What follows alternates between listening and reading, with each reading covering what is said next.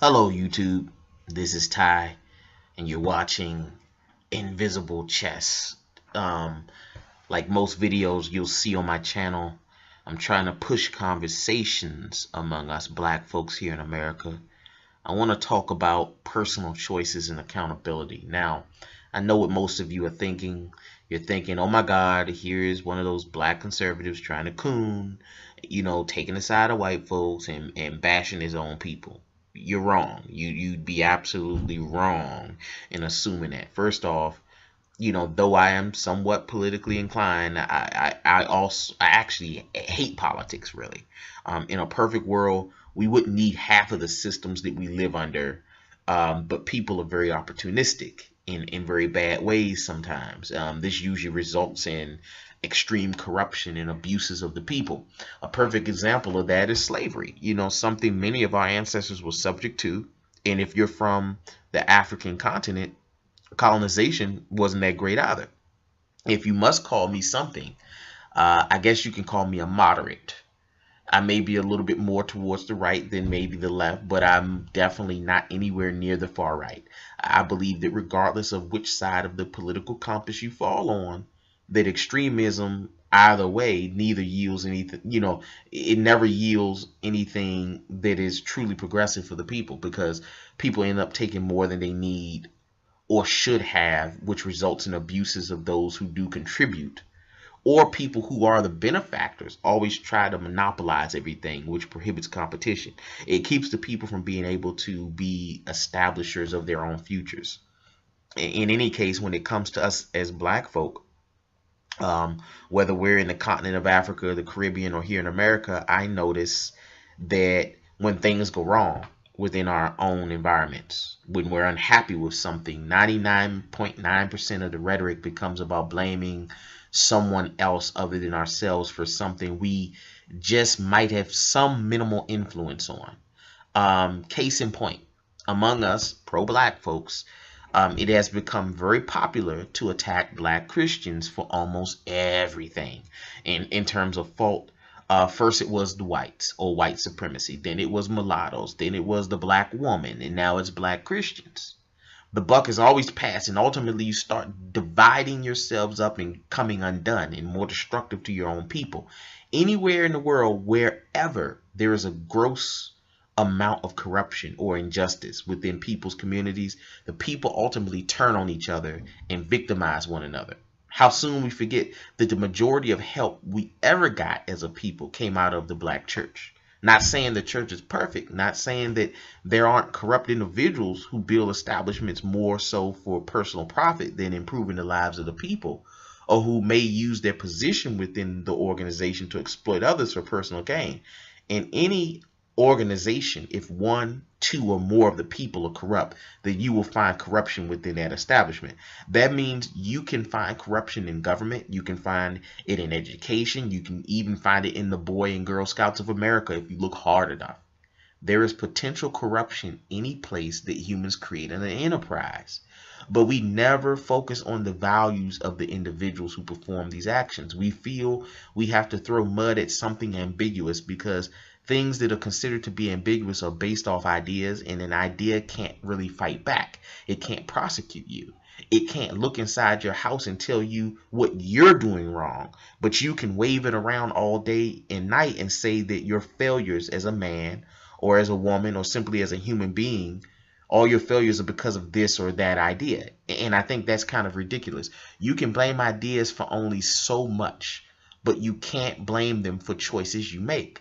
Perfect example is whenever I hear people rant and rave about how churches are stealing the community's money, I always express that first, I understand there are individuals out there with crude motives who start establishments with that purpose.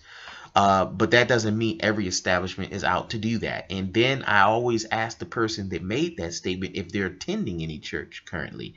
And the answer is mostly no. And then I ask what they're doing with their money in terms of investing in any black communities, aside from liquor and tobacco sales taxes and stuff like that. I have nothing against tobacco because some of my people were tobacco farmers. I don't smoke it, but on special occasions I'll have some wine. But my argument isn't about consumption. It's about accountability, because when I ask what that person is investing into black communities, they always say something along the lines of doing with their money what they want, and how nobody has a right to tell them how to spend what they earn, regardless of how they earned it. This is probably why drug dealers and thieves always get a pass. You never say the gangs, crooks, and thieves create a gross amount of distrust within our community, which discourages many of our own people from wanting to get into certain kinds of businesses, like owning corner stores and such, like we used to. I remember the 80s and 90s well. The little young hoodlums were running around breaking up shops of any black store owners that were left. People who had been serving their communities for one or more generations all of a sudden had to close up shop in some of those communities, passing on a business that was a liability to their children that might have resulted in their deaths. Just wasn't something they wanted to do. Now, you can blame crack for that. And yes, drugs were flooded through black communities. I don't deny that. But despite that underhanded and devious act done to our people, there weren't any officials out there putting guns to your head saying, smoke this rock, smoke it now. That part was purely choice. And you got to admit that we as a people were somewhat complicit in our own demise. It's no different than Africa. There are some wonderful cities and towns within African countries, but within each country, over half of the population is living in poverty.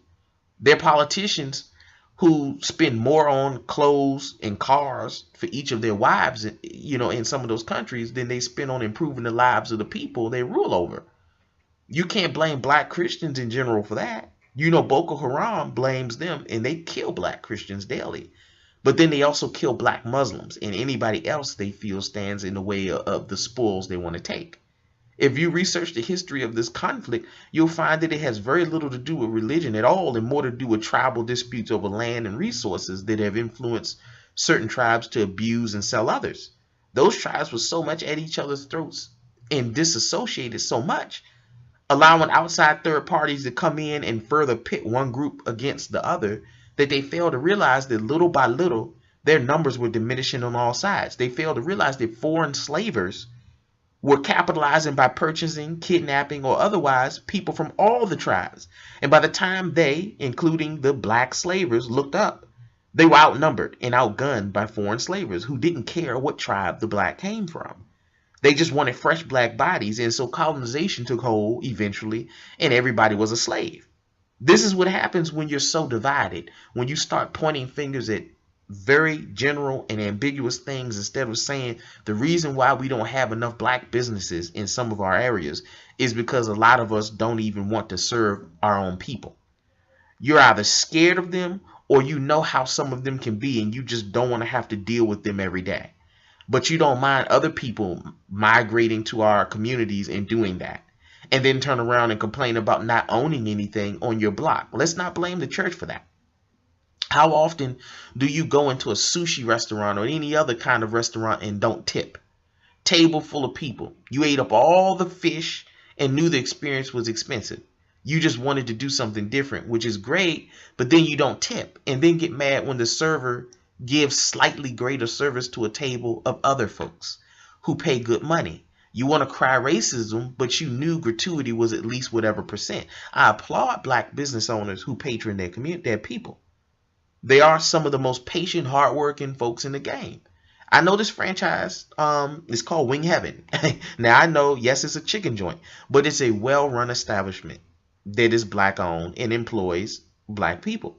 One of the shops I used to frequent, and the woman that owned that location was one of the most professional food service people I've seen in a long time. She keeps the place spotless, and all the staff you can see visually washing their hands every couple of minutes. And she has policies against long nails and coloring, and she requires some people to wear hairnets if your hair is a certain style. She runs a tight ship, and nobody complains about how good the food is. Now, she doesn't always receive tips, and she's okay with that as long as you enjoy your food. She just works harder, But I feel bad sometimes because you'll see some of our people go into a black-owned establishment and complain about the prices. And I can understand if they're not even remotely competitive with other local prices. But a black business prices can, but sometimes a black business's prices can be almost the same as anybody else's. And for some reason, a lot of our people will expect them to give breaks on the price even further. It's just like with politics. We get somebody in office and we think the person is going to patron only us, which would only make sense if it was a local political position in a black community. But sometimes our people want everything for free and want it handed to us, but you dare not open up a business yourself to serve your own people, because the same treatment you give others is what you're probably going to get.